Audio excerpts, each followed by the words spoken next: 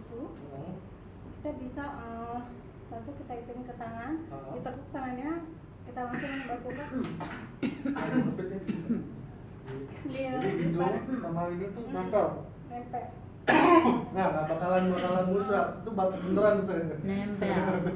Di pas lakukan Tabungan nih. Siku. Siku. Cuma bahaya juga kalau batuk beneran kalau ada dahaknya. Buat gendong bayi di rumah harus ganti.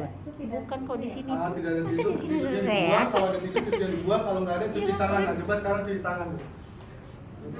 Setelah batuk, kita mempraktekkan cuci tangan supaya bersih.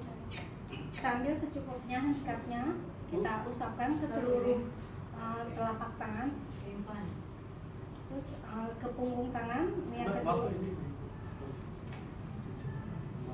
Ya. Ini ke punggung telapak tangan satu. Sebelahnya lagi ke yang kanan. Terus munci. Kelima di punggung jari.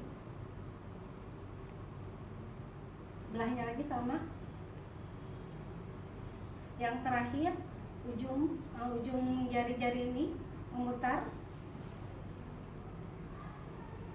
Sebelahnya lagi.